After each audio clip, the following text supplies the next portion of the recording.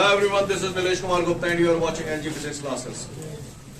पिछले टर्न पे मैंने आप लोगों को सिंपल माइक्रोस्कोप बताया था और साथ साथ ये भी बताया था how we can increase the magnifying power of simple microscope और मैग्नीफाइंग पावर ऑफ माइक्रोस्कोप की डेफिनेशन भी बताई थी।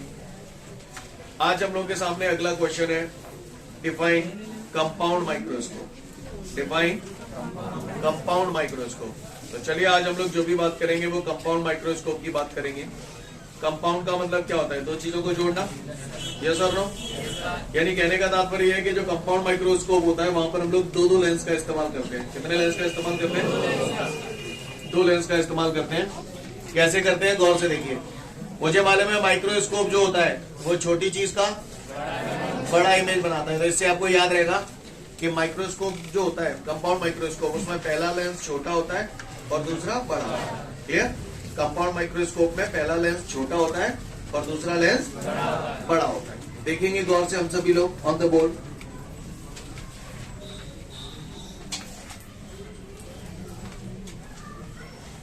ये मैंने यहां पर ये लेंस बनाया पहला। What is this line? Principal axis. क्या है ये लाइन? तो मैं बना रहा हूं ऑनलाइन वालों, आप लोग देख पा रहे हो प्रॉपर बोर्ड में?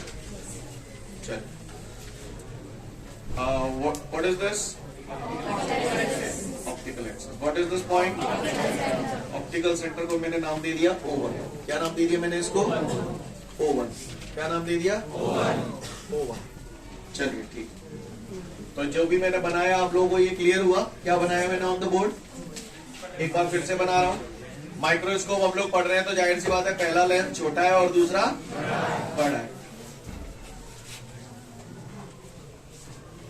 ये ऑप्टिकल एक्सिस हो गई। This is the principal axis और ये पॉइंट हो गया आपका ऑप्टिकल सेंटर O1। चूंकि यहाँ पर दो लेंस होने वाले हैं इसलिए पहले लेंस का ऑप्टिकल सेंटर मैंने नाम दिया है O1। सी क्लियर है सभी को? कोई दिक्कत? अच्छी बात है। तो गौर से देखिएगा सभी लोग ऑन द बोर्ड। ये बातें मैं आपको कल भी बता चुका था। मुझे बताओ जरा लेंस के सामने ऑब्जेक्ट कहां रखूं कि इमेज हमेशा इसी तरह बने? ऑप्टिकल सेंटर और फोकस के बीच में। मालूम है आप सभी को? मेरा दूसरा क्वेश्चन, लेंस के सामने ऑब्जेक्ट कहां रखूं कि इमेज हमेशा उस तरफ बने? ऑप्टिकल सेंटर और फर्स्ट फोकस के बीच में नहीं रखूं, बाकी की चाहे जहां रखूं। बोलो भैया, सीन क्लियर है आप सभी को? तो चलिए देखते हैं इसे।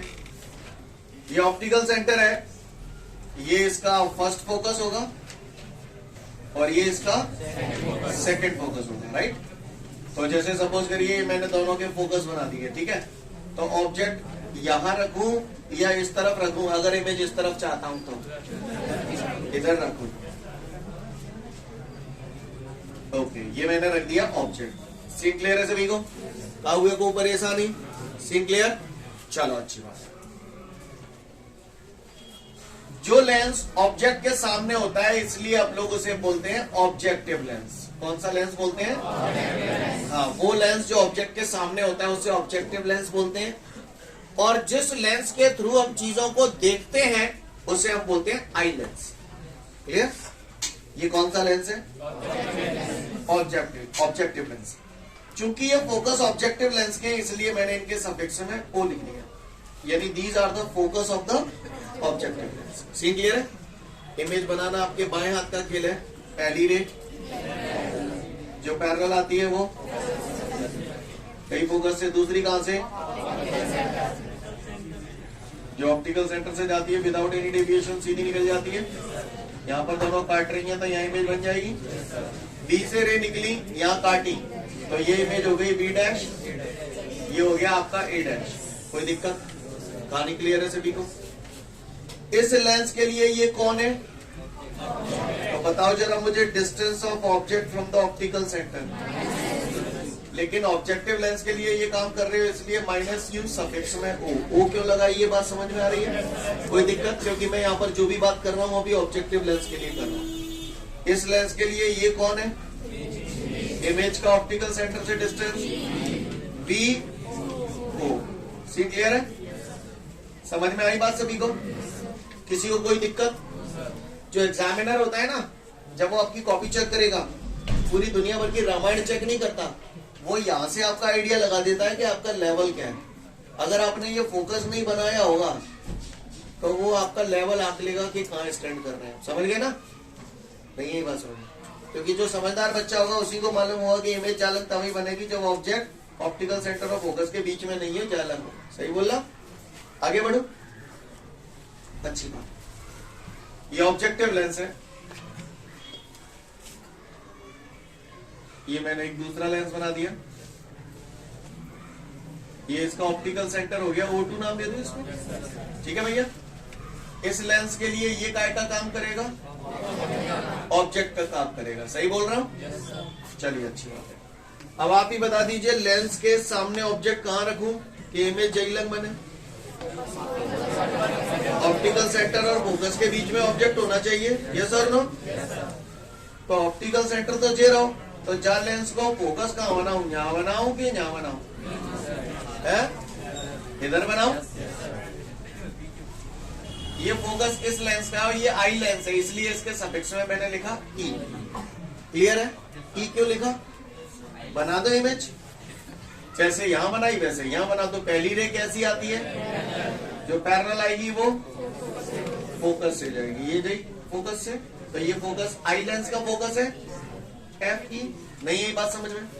दूसरी कहां से? ये ऑप्टिकल सेंटर से गई। यहां से जो बंदा देख रहा होगा उसको ये लाइट रे कहां से आती है, अपीयर होगी? पीछे से। तो फाइनली ये मैंने ऐसे पीछे बढ़ाया इनको, यहां पर इंटरसेक्ट कर रही है ये, तो यहाँ क्या बन गई? इमेज बन गई। बीच में कहीं भी बन सकती है, यहाँ भी, यहाँ भी, यहाँ भी, जहां भी बन रही है वहां बन गई। ठीक है? बी डैश से रे निकली, यहाँ पे काटी, B double dash, A double dash. Scene clear है सभी को? किसी को कोई दिक्कत? सब लोग समझ पा रहे हैं यहां तक मेरी बात? आगे बढ़ू। अगर यहां तक बात समझ में आ गई तो फिगर देख के जरा मुझे ये बताओ कि यहाँ पर जो ए डैश बी डैश है वो काय का काम कर रहा है दूसरे लेंस के लिए? ऑब्जेक्ट का। तो इस लेंस के लिए ये ऑब्जेक्ट हुआ, तो ऑब्जेक्ट की ऑप्टिकल सेंटर से डिस्टेंस माइनस यूई, क्योंकि आई लेंस के लिए ऑब्जेक्ट है ये। बोलो भैया। इस लेंस के लिए ये कौन है? Distance of image from the optical centre. बोलो भैया। Minus P E. यहां से आप देख रहे हो, क्लियर देखना पसंद करेंगे या नहीं? और क्लियर कब दिखेगी? नहीं है सीन क्लियर है? कल का सिंपल माइक्रोस्कोप पढ़ के आए होगे तो सब कुछ क्लियर होगा। यस और नो? सीन समझ में आया जो मैंने आपको समझाया? ये हमारा कंपाउंड माइक्रोस्कोप का फिगर बन के तैयार होगा। सीन क्लियर है? किसी को कोई दिक्कत? गौर से देखिएगा, ये कंपाउंड माइक्रोस्कोप आपने कई बार स्कूल्स में देखा होगा, लेबोरेटरी में सर आपको माइक्रोस्कोप जब दिखाते हैं तो दिखाने से पहले उसे ऐसे ऐसे घुमाते हैं, अगर आपने कभी नोटिस किया हो तो, है ना? यानी वो उसे सेट करते हैं और कुछ इस प्रकार सेट करते हैं कि जो भी इमेज आप देखेंगे वो आपको क्लियर नजर आए। कहानी समझ में आ रही है? तो वो क्या करते हैं, वो नजारा मैं आपको समझाने की कोशिश करता हूं। ये तो इसका रे डायग्राम है, लेकिन वास्तव में माइक्रोस्कोप सिंपल, ये जो कंपाउंड माइक्रोस्कोप आप देख रहे हैं उसका क्या डिजाइनिंग होता है वो मैं आपको बता दूं।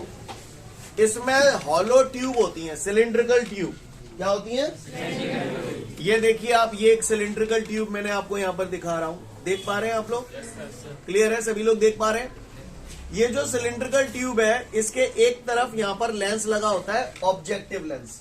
जो लेंस ऑब्जेक्ट के सामने होता है उसे ऑब्जेक्टिव लेंस बोलते हैं, और जो लेंस आंखों के सामने होता है उसे हम लोग बोलते हैं आई लेंस। समझ गए? इसीलिए मैंने आई लेंस के लिए जो चीज है उनके सफिक्स में ई यूज किया है, ऑब्जेक्टिव लेंस के सफिक्स में ओ यूज किया है। कहानी समझ में आ रही है आप लोगों को मेरी? सीन क्लियर है सभी को? अच्छी बात है। अब ये इसका एक्चुअली में क्या कहानी होती है उसको समझें। इसमें कंपाउंड माइक्रोस्कोप में हॉलो ट्यूब होती है, इस टाइप की हॉलो ट्यूब जो मैं आप लोगों को दिखा रहा हूं, आप लोग देख पा रहे होंगे उम्मीद करता हूं। इसके एक एंड पे मैंने ये लगा दिया ऑब्जेक्टिव लेंस, यानी नजारा ऐसा होगा। ठीक है भैया? सीन क्लियर है सभी को? एक ट्यूब तो ये लगी है, एक ट्यूब और होती है, उस ट्यूब का डायमीटर थोड़ा सा इससे बड़ा होगा। ये दूसरी ट्यूब मैंने लगा दी, और यहां पर मैंने ये जो बना दिया, ये कौन सा लेंस है? Eye lens. ये वाला नजारा आ गया। कहानी समझ में आ रही है? यहां पर हम लोग लगा देते हैं नट बोल्ट, देसी भाषा में। वैसे हम लोग इसे बोलते हैं रैक एंड पिनियन अरेंजमेंट। क्या बोलते हैं? Rack and pinion arrangement. ये एक ऐसी व्यवस्था है जिसमें अगर मैं इस नट बोल्ट को ढीला कर दूंगा तो इसे अंदर बाहर किया जा सकता है, और जहां पर भी मुझे इमेज क्लियर नजर आने लगी वहीं पर नट बोल्ट कस लूंगा। कहानी समझ में आ रही है? ये रामायण आपको इसलिए पढ़ा रहा हूं क्योंकि जब मैं अभी डेरिवेशन कराऊंगा तो बीच में एक टर्म की जरूरत पड़ेगी जिसे बोलते हैं लेंथ ऑफ द ट्यूब। अगर मैं आपसे पूछूं लेंथ ऑफ द ट्यूब कितनी है, तो आप मुझे ऑब्जेक्टिव लेंस और आई लेंस के बीच ये इतनी लंबी नली आप यूज कर रहे हो, इसको बोलते हैं लेंथ ऑफ द ट्यूब। समझ गए? फिगर आपके सामने है, बता दो मुझे लेंथ ऑफ द ट्यूब कितनी है। यहाँ पर लेंथ ऑफ द ट्यूब में जब भी पूछूंगा आपसे, थोड़ी देर बाद डेरिवेशन शुरू होगा, right? Length of the tube जब आपसे पूछूं तो आप मुझे ऑब्जेक्टिव लेंस और आई लेंस यानी इस लेंस और इस लेंस के बीच का डिस्टेंस बता देना, उसको बोलते हैं लेंथ ऑफ द ट्यूब। क्यों बोल रहे हैं? समझ में आ गई कहानी? इधर आइए, इन दोनों के बीच का डिस्टेंस यहां से यहां तक का तो हो गया वीओ, और ये छोटा सा टुकड़ा हो गया यूई। तो कितना हुआ length of the tube? V O plus U E. Minus की औकात यहाँ केवल इतनी है कि भैया ऑप्टिकल सेंटर में जा लेंगे जी, बस। माइनस तो डायरेक्शन को रिप्रेजेंट करता है, बाकी यहाँ पर तो नली की लंबाई पूछी जा रही है। क्या कभी किसी चीज की लेंथ नेगेटिव हो सकती है? तो नली की लंबाई यहाँ पर ट्यूब की लेंथ कितनी हो गई? V O plus U E. क्यों बोला? समझ में आया? यस और नो? सबको यहाँ तक पूरा इतिहास क्लियर है?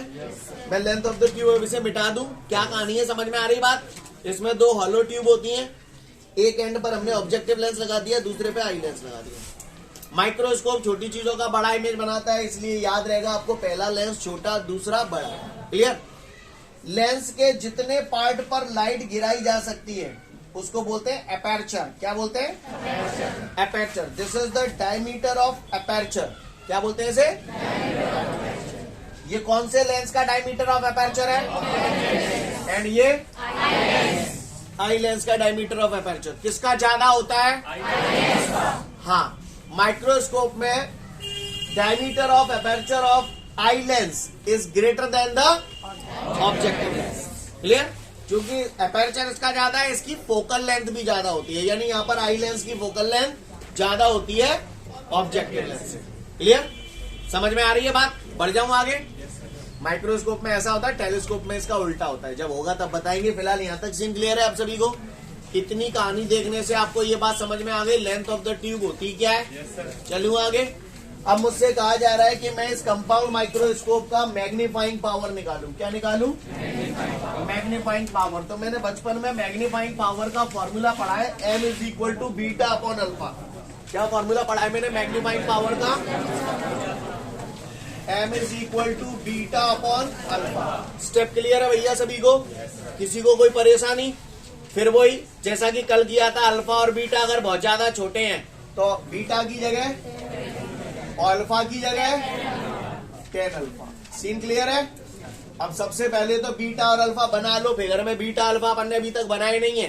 कल अपन ने मैग्नीफाइंग पावर ऑफ माइक्रोस्कोप पढ़ा था, वहां पर मैंने बताया था beta is the visual angle made by the image at the eye lens. बताओ जहां मैं इमेज को है, फाइनल इमेज यही है या दो इमेज बनी, इसके द्वारा ये बनी फिर जाते ये बनी, तो फाइनल इमेज यही है, angle made by the image at the eye lens. Eye lens यही तो है। तो यहां से ये जो एंगल बन रहा है बीटा, एग्री करते हैं आप लोग इस बात से? बोलो भैया।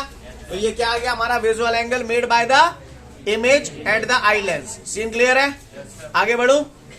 अल्फा क्या है आप बताओ? Visual angle made by the object at the eye lens when the object is placed at least distance of distinct vision. जहां में ऑब्जेक्ट कौन है? ए डैश बी डैश, इसके लिए ऑब्जेक्ट है। क्या ये फाइनल ऑब्जेक्ट है? मेन ऑब्जेक्ट कौन सा है? ये वाला है ना। तो listen everyone, least distance of distinct vision ये है, यहां से यहां तक का डिस्टेंस। तो सबसे पहले ये जो ऑब्जेक्ट है, इस ऑब्जेक्ट को मैं कहां ले आया? इस पॉइंट पे। Least distance of distinct vision यही तो है। तो ऑब्जेक्ट को सबसे पहले मैं यहां ले आया, यानी यहां से सरका के इधर ले आया। सीन क्लियर है? अब ये आई लेंस पे जो एंगल बनाएगी, that angle is called alpha. Scene clear है? visual angle made by the object at the eye lens when the object is placed at least distance of distinguish. Scene clear है? चलूं आगे? चलो आगे। m is equal to हमारा आ गया tan beta upon tan alpha. सुना है tan theta is equal to perpendicular upon base. इस पॉइंट को मैंने यहाँ पर सी नाम दे दिया है। तो गौर से देखिए इस ट्राइंगल को, बीटा वाले ट्राइंगल को परपेंडिकुलर कितना है? इस ट्राइंगल की बात कर रहा हूं। A double dash B double dash upon base A double dash O2। Scene clear है सभी को? डिवाइडेड बाय tan अल्फा लगाओ। परपेंडिकुलर कितना है? परपेंडिकुलर बेस कितना है? A double dash. आपको समझ में तो आ रहा है ना? ए डबल डैश O2 से ए डबल डैश O2 कट जाएगा। A double dash B double dash divided by A double dash C काय के बराबर है? A double dash C is equal to A B. Scene clear है? तो ए डबल डैश सी की जगह क्या चिपका दूं? A B. यहां तक किसी को कोई दिक्कत? सबको क्लियर है? अच्छी बात है। आगे बढ़ो। मैंने यहाँ पर ए डैश बी डैश का मल्टीप्लाई किया और ए डैश बी डैश का डिवाइड किया। कोई फर्क पड़ेगा? फर्क तो पड़ेगा, तभी तो किया है। क्लियर? पर खैर वैसे अगर देखा जाए तो ये बैलेंस्ड है। Scene clear? पढ़ूं आगे? चलिए अच्छी बात है। अब मैं आपको जो भी बताने जा रहा हूं आपको 440 वोल्ट का झटका लगेगा, इसलिए थोड़ा ध्यान से देखिएगा, क्योंकि यही चीजें बाद में आप लोग मुझसे डाउट में पूछते पे रहेंगे, इसलिए बोल रहा हूं। ठीक है? तो बिल्कुल अलर्ट मोड में बैठना सब लोग। रेडी? गांव वालों, m बराबर यारों मैंने बचपन में पढ़ा था, यार रफ वर्क कर रहा हूं थोड़ा सा आपको बेहतर समझाने के लिए। मैंने बचपन में पढ़ा था m बराबर I अपॉन O या फिर B अपॉन O। बोलो भैया मैंने पढ़ा है कि नहीं पढ़ा है? मैंने पढ़ा है ना? पढ़ा है ना? बताना जरा मुझे, देखे कौन सा बतावेगा मुंह पे। मुझे मैग्नीफाइंग पावर निकालनी है ऑब्जेक्टिव लेंस की। ठीक है? मैग्नीफाइंग पावर किसकी? ऑब्जेक्टिव लेंस की। इसलिए सफिक्स में वो लगा दिया। आई क्या है यहाँ पे? तो मुझे ये बता दो इस लेंस के लिए इमेज कौन है? तो length of the image A dash B dash upon length of the object. जोर से बोलो। आप महान हैं, समझ गए? यानी A dash B dash upon A B की जगह एमओ लिखा जा सकता है। तो A dash B dash upon A B की जगह मैंने लिख दिया एमओ। क्या हुए को परेशानी? हिंट क्या? Magnifying power of eye lens निकालना है मुझे। Magnifying power of eye lens, समझ गए? तो आई लेंस के लिए मैग्नीफाइंग पावर फिर से लगाओ आई अपॉन ओ। तो लेंथ ऑफ द इमेज कितने गए? ए डबल ले बी डबल ले और लेंथ ऑफ द ऑब्जेक्ट नहीं है। मेरी बात समझ? यानी मैं इसकी जगह ये लिख सकता। तो ए डबल ले बी डबल ले अपॉन ए एमी। नहीं यही बात समझ है? कल को अगर आप लोग कॉम्पिटिटिव एग्जाम वगैरह की तैयारी करेंगे आपको ये रिलेशन भी काम आएगा। अभी यहाँ फाइनल रिलेशन नहीं आया पर बता दिया है आपको यहाँ पर। क्लियर? इसलिए मैंने इस पर राउंड मार दिया है। क्लियर? आगे बढ़ जाऊं? यहाँ तक का हुआ को परेशानी हो तो बताए ना। ने प्लॉट पर रहो छोटा, आगे बढ़ू। यहाँ तक सीन क्लियर है सभी को? आगे बढ़ते हैं यारों। मैंने बचपन में सुना है m is equal to V upon U. बोलो बोलते क्यों नहीं हो? क्या हो जाता है तुमको? सुना है आपने कभी जिंदगी में? अच्छी बात है। अगर आपने ये सुना है तो m इज इक्वल टू, ये मैग्नीफाइंग पावर आई लेंस की है। इसकी मैग्नीफाइंग पावर है तो m बराबर होता है v अपॉन यू। तो आई लेंस के लिए v क्या है? Distance of the image. इसके लिए इमेज कितनी होगी भैया? माइनस है? हाँ, ये तो माइनस वी लिख सकता हूँ या माइनस डी लिख सकता हूँ, जो मन पर है ते लिखो। तो मैंने यहाँ पे माइनस डी लिख दी। क्या गलत कर दो मैंने? लाल आ रही अपॉन यू कितना है आई लेंस के लिए? माइनस यू ही। बोलो भैया। हिंट। अब ऑब्जेक्टिव लेंस के लिए फिर से वी अपॉन यू लगाऊ तो वी कितना है इसके लिए? वी बोलो आप लोग समझ तो रहे हैं ना कि मैं ही अकेला है। आगे बढ़ू तो ये माइनस का यू, माइनस से माइनस हलुआ है जाएंगे, नहीं है जाएंगे। तो अब इसको मिटा दूं, अब इसकी जरूरत तो नहीं है। आगे देखिए, अगर यहां तक बात आपको समझ में आ गई है तो गौर फरमाइएगा सभी लोग। ये जो है मैंने इसको सॉल्व किया तो देखो माइनस का v0 अपॉन u0, बोलो तो m इज इक्वल टू हमारा आया माइनस का v0 upon u0 into d upon ue। Equation number 1 ये आ गया मैग्नीफाइंग पावर। सीन क्लियर है? क्या आ गया magnifying power? Minus V O upon U O into D upon U E. का हुए को परेशानी? किसी पट्टे ने अगर मुझसे पूछ लिया कि अरे फलाने यहाँ पे लेंथ ऑफ द ट्यूब कितनी है तो क्या बोलोगे? हवाले तो तुमने वो बताई थी, यहाँ से यहाँ तक की v0 और वहां से वहां तक की यूई नहीं आई। तो लेंथ ऑफ द ट्यूब नली की लंबाई वीओ प्लस यूई नहीं आई। सीन क्लियर है? लेंथ ऑफ द ट्यूब मैंने बता दिया। एग्जाम में अगर आप लेंथ ऑफ द ट्यूब निकालना भूल जाए तो कोई सर्दी गर्मी नहीं है, चलेगा। पर मैंने इसलिए बताई है कि कल को अगर कोई न्यूमेरिकल वगैरह आ गया तो वहां पर इसकी जरूरत पड़ सकती है। तो वहां पे आप कैसे आओ कराओ नहीं, ताते बता देंगे। क्लियर है? समझ गए? एग्जाम में अगर आप निकालना भूल जाओ तो कोई सर्दी गर्मी नहीं है उसकी, पर लिख दो तो अच्छी बात है। क्लियर? आयु case number 1, case number first, in relax state, in relax state, oh my God, relax state. आंखों से ही तो देख रहे हो, यहाँ दो लेंस है, ऑब्जेक्टिव लेंस और आई लेंस। रिलैक्स स्टेट में आंखें ही तो होंगी तुम्हारी, तो इसलिए यूई बराबर एफ ई। उफ, नहीं यही पास में धार दू, धार दिया। Minus v0 upon u0 into D upon F E. समझ में नहीं आ रही है, मिलेगा चू आएगी का? वो पूछे नली की लंबाई कितनी है तो नली की लंबाई ऐसी सिचुएशन में कितनी हो जाएगी? V O plus F. Scene clear है? ये आ गया रिलैक्स स्टेट में। फिर अगला case, case number 2, a final image is formed at least distance of distinct vision. समझ जाओगे? If the final image is formed at least distance of distinct vision, इस सिचुएशन में हमें मालूम है 1/f is equal to, clear? आप मुझे बता सकते हैं फाइनल इमेज के लिए कौन सा लेंस रिस्पॉन्सिबल है? Eye lens. तो 1 focal length of the eye lens, बोलो ये वी क्या है? Distance of the image. इसके लिए इमेज कौन है ना? कितना हो जाएगा? Minus D. ऑब्जेक्ट है, इसके लिए ऑब्जेक्ट कौन है? ये है। कितना हो गया? Minus Yui. सीन क्लियर है सभी को? 1/fe clear? माइनस माइनस और ये माइनस का 1/d जालंग आ जाएगा। समझ में ही नहीं आई, क्या हुआ? कोई परेशानी? आगे बढ़ जाऊं। Put the value of 1/ue,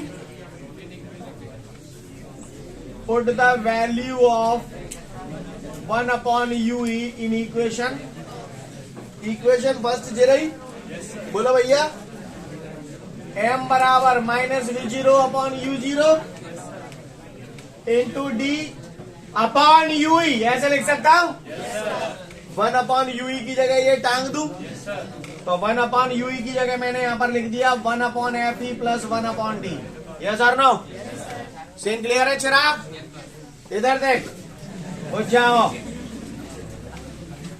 D को अंदर मल्टीप्लाई कर दिया तो d/fe प्लस d/d। डी से डी कटेगा। m बराबर minus v0 upon u0 1 plus d/fe। This is the magnifying power. नहीं आई मेरी बात समझ में? सीन क्लियर है? क्या हुआ? को परेशानी? आगे बढ़ू? यहां तक बात समझ में आ रही है सभी को? लिसन, किसी ने पूछ लिया how we can increase the magnifying power of compound microscope. मैं कंपाउंड माइक्रोस्कोप की मैग्नीफाइंग पावर बढ़ाना चाहता हूं, तो इसको बढ़ाने के लिए वीओ का मान बढ़ा देना चाहिए, यूओ का मान कम कर देना चाहिए, focal length of the eye lens D इंडे डी कहां से बढ़ जाएगी, डी तो फिक्स है 25 सेंटीमीटर। ज्यादा पागलपंती मत देवे करो, क्लियर है, समझ गए ना, क्लियर। तो अगर किसी ने पूछ लिया how we can increase the magnifying power of compound microscope, तो बोल देना वीओ बढ़ा दो, यूओ कम कर दो या भी कम कर दो, क्लियर। काउया को परेशानी समझ गए। 3 मिनट का समय दिया, क्लियर। लेसन एवरीवन, यहाँ पर मैग्निफिकेशन नेगेटिव आ रहा है, मैग्नीफाइंग पावर नेगेटिव आ रही है, तो हमेशा ध्यान रखें इन फॉर्मूला में मैग्नीफाइंग पावर जब भी नेगेटिव आएगी फाइनल इमेज हमेशा इन्वर्टेड बनेगी, उल्टी। आपको मैंने बताया था मैग्नीफाइंग पावर नेगेटिव होती है तो इन्वर्टेड इमेज बनती है। अब ये देखिए इन्वर्टेड इमेज बन रही है। कल आपने जो पढ़ा था उसमें प्लस का आ रहा था, तो इमेज सीधी बन रही है, क्लियर। समझ में आ रही है मेरी बात, सीन क्लियर है, कर पाएंगे। 2 से 3 मिनट का समय दिया, अच्छे से देख लो इसे। तो मैं उम्मीद करता हूँ यहाँ तक हम लोग समझ गए। कुछ कहना चाहता हूँ आप लोगों से, ध्यान से सुनिएगा, समझदार के लिए इशारा काफी होगा, चूतियों का मैं कुछ कर नहीं पाऊंगा। कल मैंने आपको बोला था सिंपल माइक्रोस्कोप के फॉर्मूलाज अच्छे से याद रखना। 3 फॉर्मूले आए थे, पहला डी अपॉन यू, दूसरा, तीसरा, गौर से देखो, डी अपॉन यू,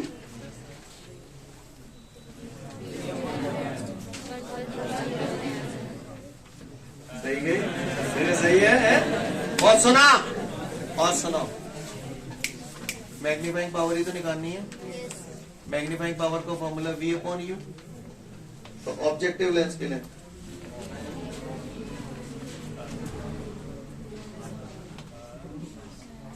समझदार के लिए सारा काम चूतियों को बंद नहीं कर पाएंगे। नहीं, मेरी बात समझ, सीन क्लियर है, फॉर्मूला याद हो जाएगा पक्का।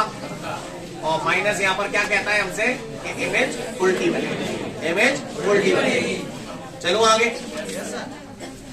आगे बढ़ते हैं और गौर से सुनिएगा आप लोग। किसी ने पूछ लिया कि कंपाउंड माइक्रोस्कोप में diameter of aperture of eye lens objective lens से कैसा होता है।